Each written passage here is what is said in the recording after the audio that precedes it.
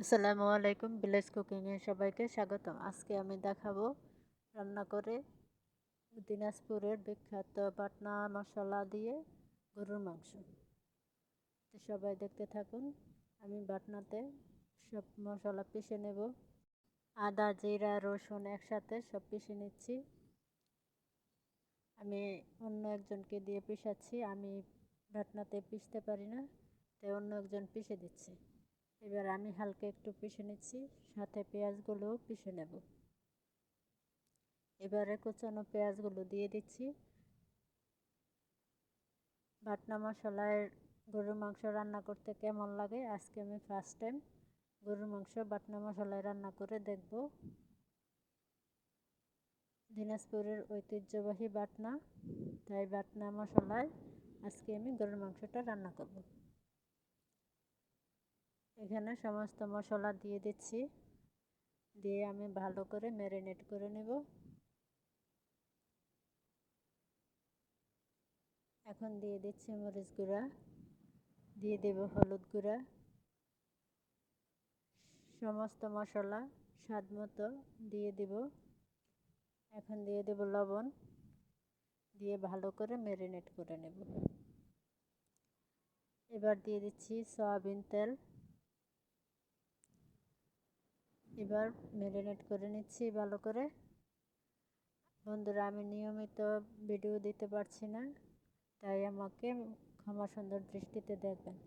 এবার একটা কড়াইতে আমি ঢেলে নেব, ঢেলে 2 ঘন্টা দমে রাখবো।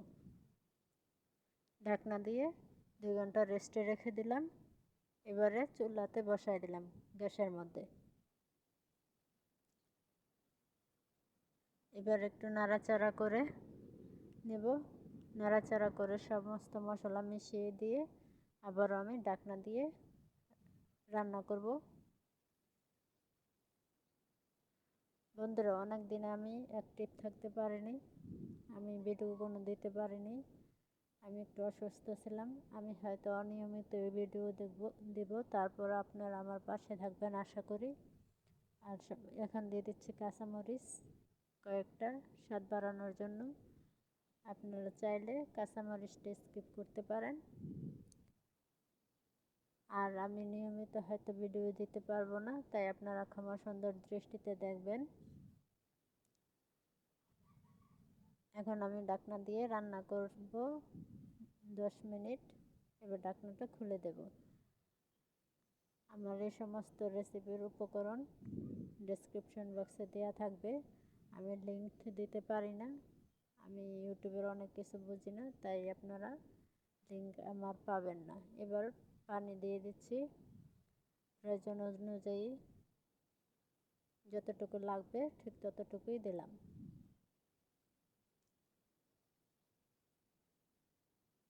আমার এই রেসিপিটা যদি ভালো লেগে থাকে তাহলে অবশ্যই লাইক, শেয়ার, কমেন্ট এবং সাবস্ক্রাইব করে আমার পাশে থাকবেন। আশা করি আমাকে এগিয়ে নিয়ে যাবেন এবং অবশ্যই আপনারা দোয়া করবেন। আমি একটু অসুস্থ, তাই হয়তো নিয়মিত ভিডিও দিতে পারবো না। আবারও ঢাকনা দিয়ে ঢেকে দিচ্ছি। ঢাকনাটা ছোট, তাই আমি খুন্তি দিয়ে দিচ্ছি। প্রায় হয়ে গেছে আমার গরুর মাংসটা।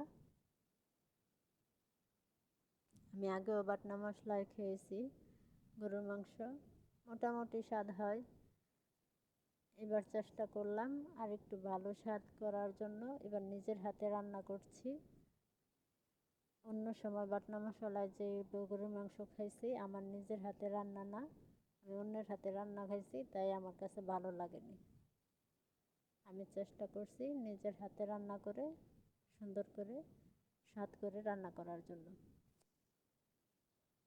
রান্নাটা আমার মোটামুটি হয়ে গেছে, আর একটু পানিটা মেরে নিব। আমি টেস্ট করে দেখেছি, অনেক স্বাদ হয়েছে। আলহামদুলিল্লাহ, এতটুকু স্বাদ হলেই হবে। আমার রান্নাটা কমপ্লিট হয়ে গেছে। আবারও একটু ভালো করে কষাবো, কষা কষা রাখবো, আমি ঝোল রাখবো না, শুকনা করব রান্নাটা। আবারও নেড়ে চেড়ে দিচ্ছি। হয়ে গেছে প্রায়,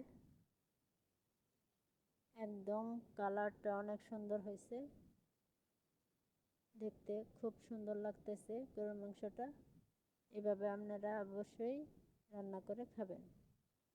এখন আমি ঢাকনাটা খুলে ভাত দিয়ে খাওয়ার জন্য একটা বাটিতে উঠিয়ে নেব কিছুটা গরুর মাংস। আমরা দুপুরবেলা খাবো তাই উঠিয়ে নিচ্ছি।